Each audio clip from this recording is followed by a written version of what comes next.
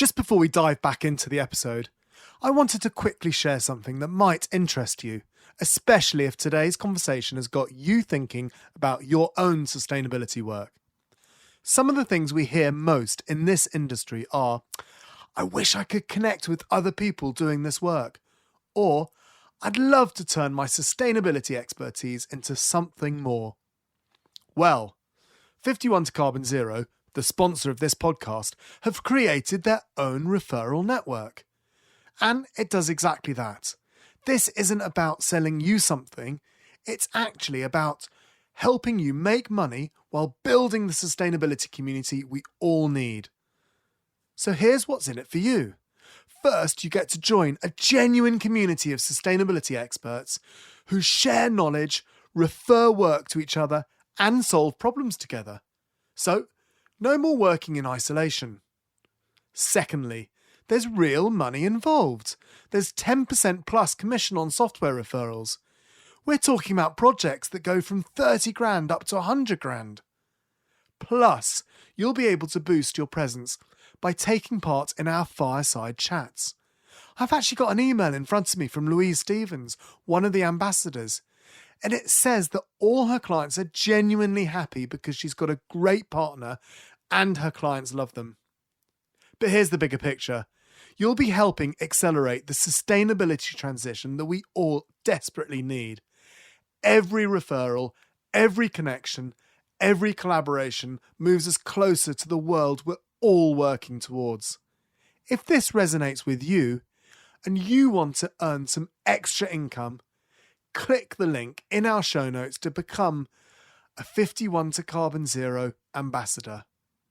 Okay, back to the show.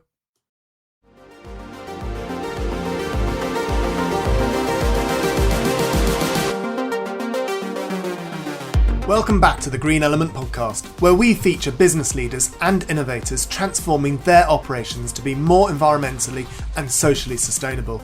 I'm your host, Will Richardson, and I can't wait to meet our guest today and help you on your journey of sustainability.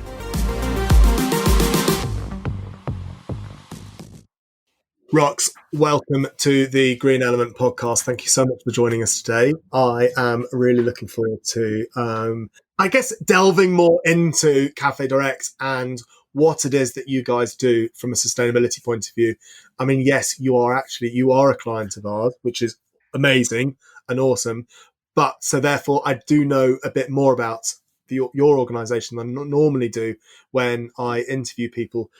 But saying that, I also know what an amazing organisation you are and what you actually have achieved over the years that you've been around. And that's the bit that we want to try and draw out and pull together. So welcome to the podcast. Thank you, Will. Yeah, very excited to be here and to be involved in your series. We are really excited because I think Cafédirect, particularly at the moment, we're actually being advertised on telly, which is our first ad campaign in 10 years, which is pretty incredible. Like, honestly, watching Channel 4 after 24 hours in emergency, and suddenly you see Cafédirect advert and Machu Picchu and the mountains rise, and it's incredible. So no, it's a very exciting time for Cafédirect, despite all the challenges. But yeah, very happy to talk a little bit more about our impact. Because you've been a massive would it be fair to say a driving force within the coffee industry? Because you really are a trendsetter as an organisation. Yes, I mean, obviously a little bit biased here, being the sustainability communications manager. But no, seriously, yes, we are. Because of how, I think it's always important to look at how companies are formed and who owns companies to really understand their kind of intentions. And Cafédirect was formed in 1991 by 4 UK charities in response to the international coffee crisis, where the markets just suddenly plummeted, which meant that lots of coffee farmers are obviously relying on coffee as part of their income. It was costing them more money to make the coffee than they were receiving it. So, sorry, I've explained that badly. But essentially, the impact was felt kind of globally, across the coffee countries, and Oxfam, Twin Trading, Equal Exchange, and Tradecraft came together as a response to find, essentially, to start a kind of direct trade, like a way to actually support producers by selling coffee here and in other countries, but predominantly UK then, and then pay a fair price directly. And that was a really interesting turning point for trade. Oh my god! So sorry, I've got a small beagle puppy that's keen to join in on this conversation. Brilliant. So Cafédirect was set up in the early 90s by 4 different charities.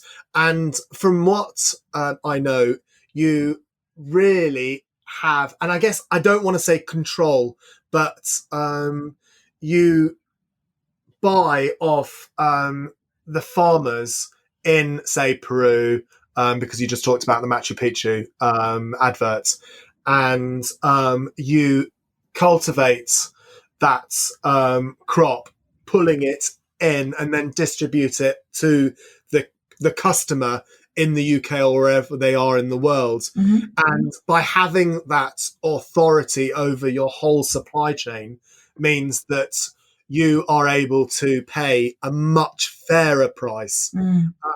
Does that mean that the Peruvian crop farmer, it only sells to you, or can they sell to other people? Oh yeah, no. So part of our ambitions, really. So our whole mission is around empowering smallholder growers to improve their livelihoods. So part of that is that we want smallholder farmers to be able to diversify their business, and that means by selling to other customers as well as us. So no one exclusively sells just to Cafédirect, and so that's and then just to pick up as well, we so Cafédirect next year we will have been trading for 30 years. And going back to my earlier point, so we were set up really as a social enterprise. So that means we reinvest our profits into our mission, which is empowering smallholder growers. And partly that comes from us because of our mission and our ambitions for smallholder growers.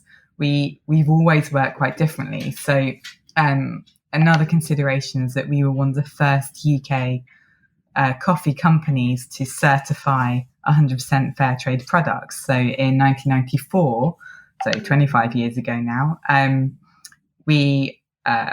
believe we were the first roast and ground coffee company to be certified fair trade.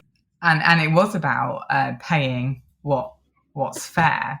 So so Cafédirect at the moment, I think the challenge is that there are a lot of different factors that obviously make sort of supporting growers quite challenging, and there always has been. But one of the sort of consistent ones is the volatility of the stock market. So because coffee is sold as a commodity, it can change. At any given day, the price can be different. And for anyone running a business, I mean, you run your own business, Will, as have I in the past, and I think everyone appreciates that the ability to be able to predict your income and have a little bit more control over that is really essential to invest in your business. And it's the same for smallholder growers, be it coffee, tea, cocoa. Is you need some sense of stability around your income. So in terms of Cafédirect, being fair trade means that we pay a minimum of $1.40 per pound. And in addition to that, we pay an additional 20 cents, which brings it up to $1.60. And then we now source over half of our coffee is organic certified by the Soil Association. And then on top of all of that, that takes us to $1.90. Bear in mind that when I last checked the market, it was about $1.04. So you can see that we're kind of approaching almost double. And then we also make an investment in a charity that we set up 10 years ago, called Producers Direct. Before that, they were called Cafédirect Producers Foundation. And essentially, they're really innovative. They're independent to us, but we fund them. So, Rox, Producers Direct, they are a subsidiary of Cafédirect, aren't they? And could you tell us more about them, please?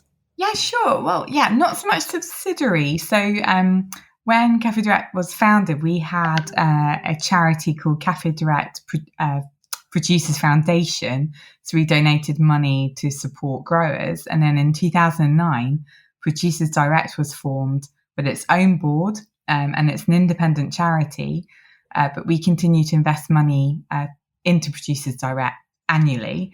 And Producers Direct are really interesting because they are grower-led, really, as an organisation. So that means that smallholder growers sit on the board, as they do at Cafédirect, and they really help inform kind of what's actually needed on the ground to make a difference to smallholder growers' sort of livelihoods, but also just their quality of life and development in terms of business and accessibility for young people and women to be involved and make a kind of independent economic living as well. So they do some really interesting projects, including the kind of buzzword at the moment in sustainability, if I may, seems to be around restorative landscapes.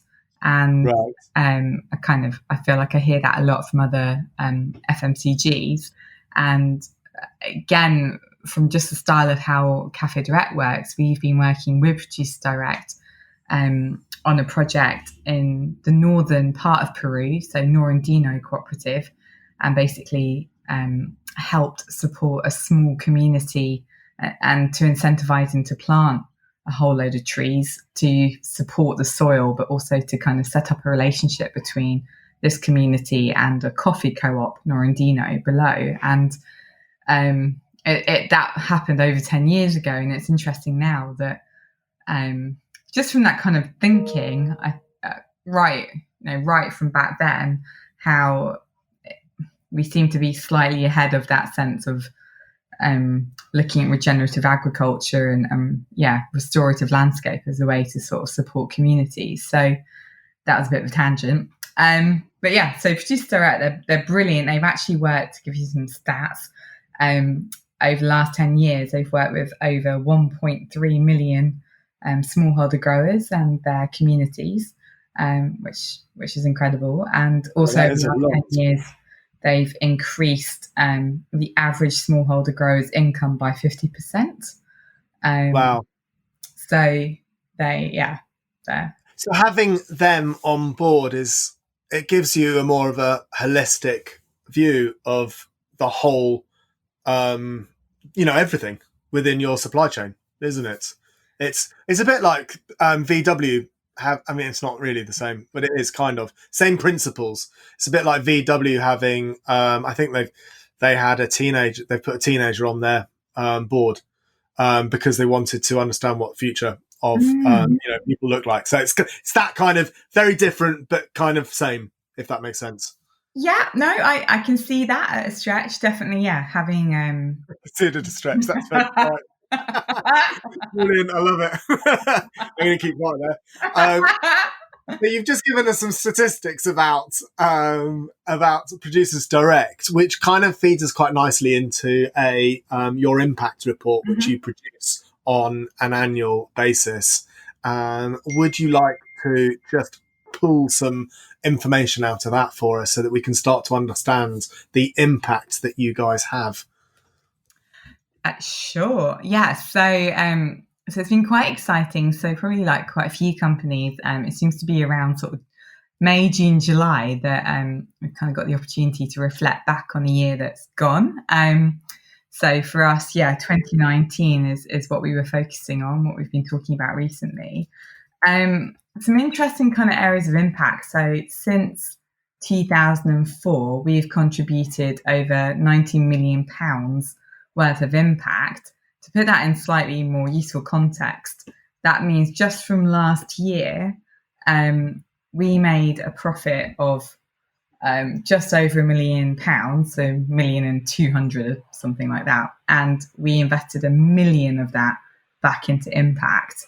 And so therefore our profit was only around 200k.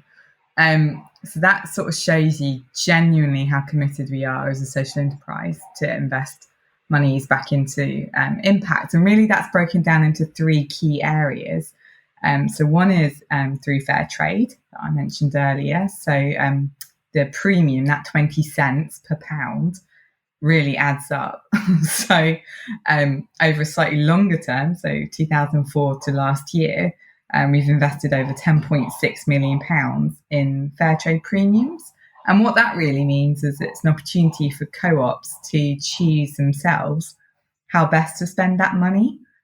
So whether it's improving the quality because they're buying a new washing station to wash their coffee, and it's much better and everyone can benefit from that, or investing in sort of infrastructure, the sort of things that we're probably familiar with, like water projects, schools, buildings, that sort of thing. And then there's quite a lot of sort of softer skills, so more sort of training on how to kind of assimilate other people and to support them through that journey of how to share and collaborate on best agricultural practice, those sorts of activities. We've also invested money through purchasing organics. So last year, a headline for us is that we now source over half of our coffee is certified organic by a soil association. So Will, I mean, you'll appreciate as, running Green Element, an environmental consultancy, that investment in organic can have some really interesting impacts. Yeah, and so what are those impacts? So is the quality better because it's organic? Because you do hear that the quality doesn't necessarily change. And I mean, what are the ramifications of having organic? It's obviously a good thing because Cafédirect has gone for it, but it'd be interesting to know what the good reasons are. Yes, so I'm very conscious that it's going to be Organic September as a campaign next month in September. I think organic is one of those. This will be going out after probably you've put out an awful lot of information, so don't worry too much about that. Okay, good to know. Organic is...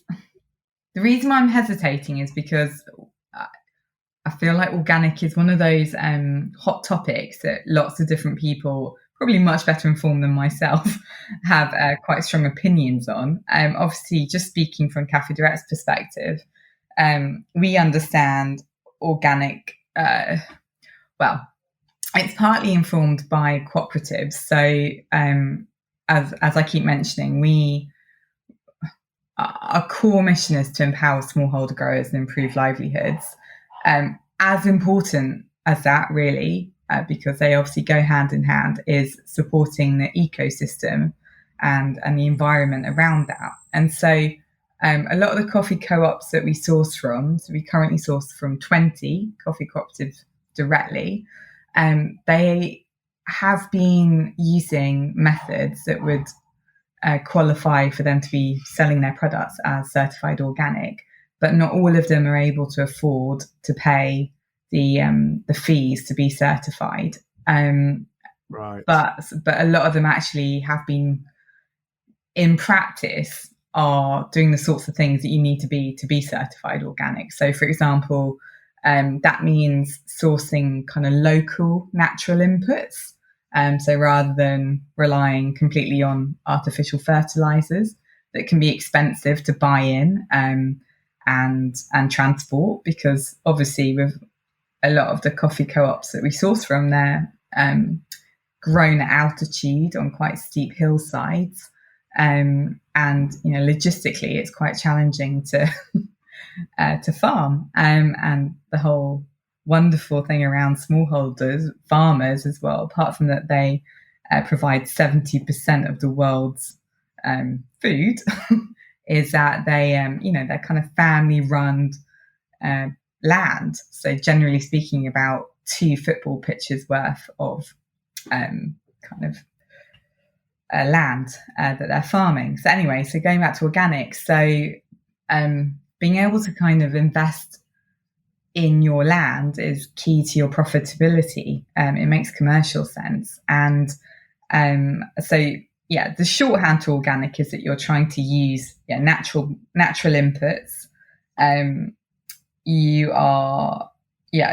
It means that you're trying to create an ecosystem where other diversity can kind of flourish. So that might be in that you're not just growing monocrop, but you're intercropping. And so you've got food that you're growing amongst like the coffee cherries so that you can benefit and sell it locally. And it's an additional income for your family as well as selling coffee. And that sort of diversity in your planting means that you've got more nutrients in the soil, which attracts different wildlife because of the variety and so on. So it's kind of I see it as building up a kind of picture of good health by providing all the different inputs. There are different regenerative strategies around, and it also depends on the actual crop. So whether you're talking cotton or tea, I think is quite a different approach to coffee. But yeah, from a coffee perspective, as a shorthand, we feel like it's a positive step to respecting our environment, and that is part of our kind of longer term strategy, is to make sure that we are approaching things in a restorative way and not depleting. Okay, that makes complete sense. And I mean, this question is about carbon footprinting, and I know that you're undergoing carbon footprinting at the moment because we're helping you do that. So I'm not going to ask you, what I'm interested to know is, what are the drivers for that carbon footprinting? And I think I'm asking you this because I think that it's useful for other companies to know why the reasons why you are carbon footprinting as an organization, because I'm not going to put words into your mouth. No, thank you. So, well, we did a carbon footprint in 2014, and Cafédirect went through some sort of changes. I think it was quite a tough time for the company, sort of the last few years, and that meant that Cafédirect has to concentrate on sort of key activities for the business. And in the last couple of years, we our kind of business came through again and was becoming sort of profitable again, and just sort of tracking really well. And with that, there's an opportunity to sort of focus again and just on sort of looking at our environmental impact, as well as, and carbon as kind of one measurement of that. And really it's driven, the drivers is because we have aspirations over the next 10 years, like lots of companies that have been sharing their targets. So Cafédirect as well, we have something called the gold standard, which is our sustainability strategy over a 10-year period. So I was involved in kind of looking at where we'd got to and kind of what we want to be doing over the next 10 years, aligned with the Sustainable Development Goals as well, of course, that also run to 2030 at the moment. And I think, as I keep saying, Cafédirect's always been pretty innovative. We were the first UK coffee company to be certified a B Corp in 2018. Prior to that, we were one of the first companies, like I've mentioned, to be fair trade, and all those sorts of things. So I think we tend to look at doing the right thing first, and that seems to make sense for us, but also as our business model. And of course, you can't ignore the environment. I mean, in terms of the supply chain, when you're looking at security of supply and making sure that coffee farmers and tea farmers and cocoa farmers have livelihoods, you have to look at ways of supporting them through, I'd say quite radical action. And radical action, I think, means taking responsibility as a business for your entire supply chain. And that includes looking at your impacts, both positive and negative. And then also being transparent about that process and inviting others, encouraging others in your sphere of influence, which for us is, coffee. So other coffee companies in the UK, but also we've got a community in Europe and we've got a community in the US, and so on, to really advocate for two things. And I think our big focus is around living income, which is essentially looking at what farmers need to actually live on and have some money left over after the cost of production, because I think there is still a huge disparity because it is so complicated country by country what that actually is. So almost the equivalent to working out what the London living wage is, for example, but doing that with all the other factors. And then simultaneously, in terms of the environment, is being able to help protect people's livelihoods. And, we've already seen this year, which obviously has been dominated by COVID, but just prior to that, some of our cooperatives were massively affected by heavy rainfalls and flooding and lost, property and crops and, and other implications from that too. And that's a regular, sadly, a really regular occurrence, and something else that Cafédirect can't solve by itself, but really wants to be in a position to be collaborative and work with others to do that, including Producers Direct, but also other coffee companies. So very circuitously, sorry, it's a very long answer, but I think in terms of our ambitions around climate, we've become very aware of the conversations in different communities that we're part of. So whether that be social enterprise, fair trade, B Corp, and the industry, as to looking at ways to support growers. And I think the ambitions that we were looking at in terms of COP26, for example, this year, and also ambitions that are coming through in the UK from retailers. So Tesco's, for example, have been really vocal about their ambitions for like recycling, for example, and wanting lots of brands that they sell to adhere to kind of more widely recycled packaging, etc. That can have a huge knock-on effect, and so there's an appetite for it. I mean, that's a different conversation. That's around, I suppose, zero waste. But looking at the drivers, it's really just so we can,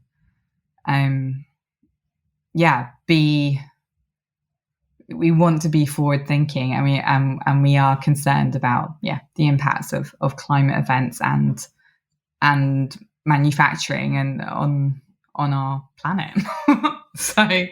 And so also to add to that, so I'm going to get very animated now, but now that COP26 has moved to next year, I think there's a real opportunity in the UK over the next 12 months, we've got 12 plus months, to really pull together, and we're noticing, Cafédirect noticing much more this kind of even cross-industry interest in trying to, again, share sort of knowledge and really be genuinely collaborative on how we can, make better decisions collectively around, packaging, manufacturing, how we really do these things much better so that we can meet these targets.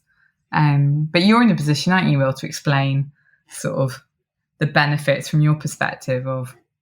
Yeah, and I think the benefits are very different to every company because it depends on the drivers that are, drivers being what are the reasons for an organisation to do their or complete a carbon footprint. And sometimes it can be as simple as actually that's what people in the staff want, or our suppliers are wanting it, or more clients really, because you're a part of a supply chain. So for example, if you are selling to Tesco's, then Tesco's do notoriously ask quite a lot of questions about sustainability.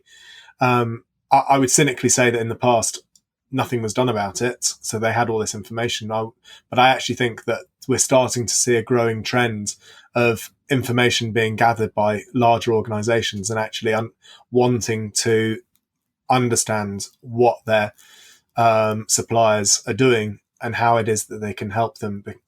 And because we're seeing much more of a common theme amongst organizations of carbon reporting and completing environmental management holistically, because all parts of the business, stakeholders, shareholders, which would incorporate absolutely everyone, are wanting to work or, be a part of an organization that is more sustainable.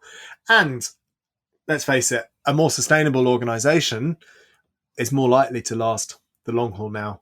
And we're seeing massive growth within purpose-driven businesses, so the B Corps and the like, and organizations that are putting sustainability at the forefront are seeing growth that outstrips organizations that are not putting those sort of mission-led parts of the business in the forefront. Yeah, I think it's challenging for the bigger businesses, as in, the Unilevers, etc., to kind of it's like turning a massive cruise ship round, isn't it? When you're not really built with sustainability necessarily at your core as a driver for your business, to kind of get on board with it now, which is fantastic. Some of the initiatives that are happening I think is quite different experience to some of the startups that are quite new in certifying as B Corps and then really having to integrate sustainability right from the beginning as to how they're operating.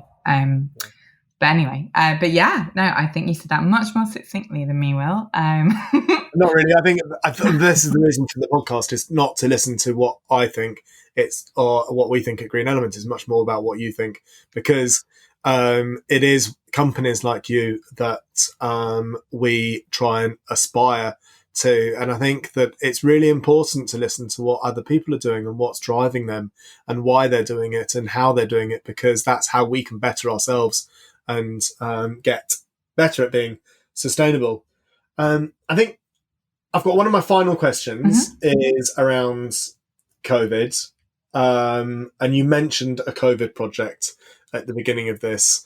Yes. It would be interesting to just understand what you mean, what this is about. Yeah, absolutely. Thank you for asking about it. So probably last month we held a webinar, sort of industry led. We invited British Coffee Association, but retailers, sort of all people that kind of touch supply chains, not just coffee, to understand some of the impacts that coronavirus is having on smallholder growers, and specifically in Latin America, because from Cafédirect's perspective, we source over half our coffee from Peru, and Producers Direct, as I've mentioned before, have people on the ground there, got projects running there, and were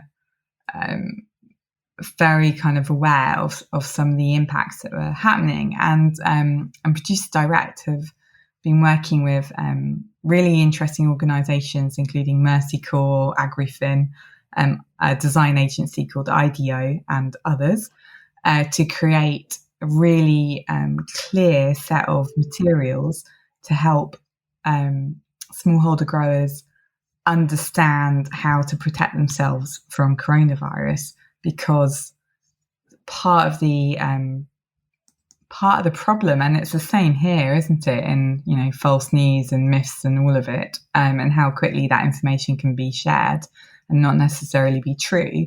There's a similar challenge affecting producers with misinformation being shared on WhatsApp groups and so on. So, for example, one of the myths, which I find, to be honest, the most shocking, is that if you wash your coffee with bleach, you'll be protected from coronavirus.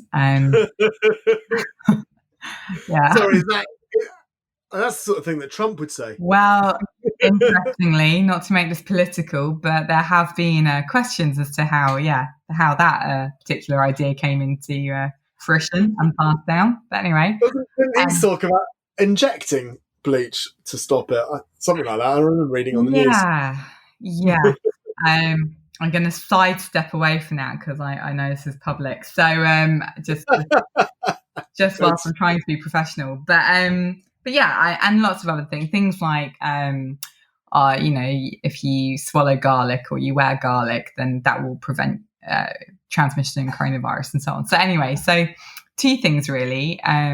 So Producers Direct, as I said, with these partners have created some really visuals. So even if you can't read or write, it's clear some of the actions you can take, like we know washing your hands, wearing a mask and so on.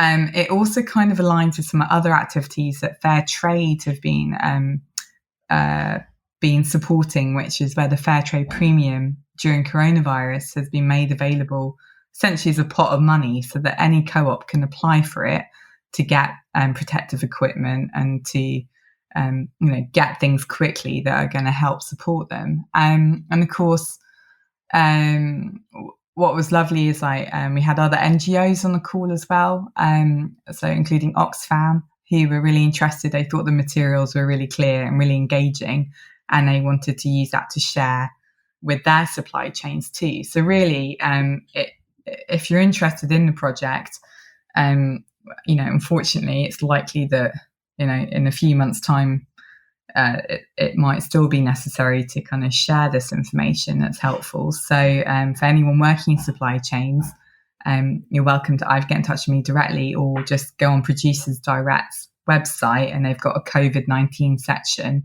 and it has a link to all the materials there. So that's just one thing that we, as Cafédirect, working alongside Producers Direct, but other partners and other coffee companies as well, like brilliant, like Union, Taylors, and others that you'll be familiar with.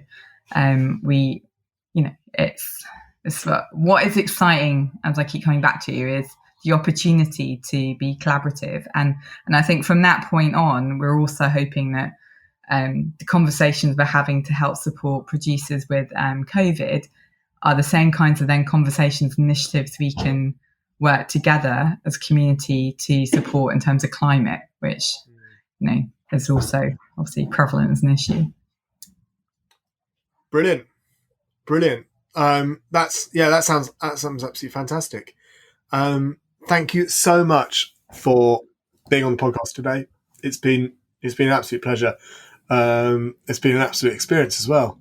And I wonder if our listeners will be able to work it out behind the scenes how long this podcast has lasted. It's lasted weeks. I don't think I've ever had a podcast quite like it, Rox. So thank you so much for this. It has been really interesting listening to you and Cafédirect and what Cafédirect do, and more hell for organisations like yourselves to be in existence. So thank you. Thank you. No, thanks, Phil. It's been a real pleasure. Obviously, I would say, if listeners want to know anything else, obviously look on our website, and the impact report's available. And try the coffee, give us some feedback, and it's all available in your main retailers. And we're really excited still to be working with Green Element, obviously, and getting an understanding of our impact from a carbon perspective, and addressing that too. So it's thank you so much for inviting us on, Will, and hopefully maybe we'll just be your guest speaker every other month. Just mix it up. Brilliant. He trembles in his boots. And so we'll put on our website what ways are the best ways to get hold of you through Twitter, etc. It would be great to maybe link to your impact report on the podcast as well. So thank you very much. Thank you. Not at all. All right. Take care. So you really enjoy sustainability and want to be a part of the solution? Come and join our vibrant community now. Book a call and we can talk more.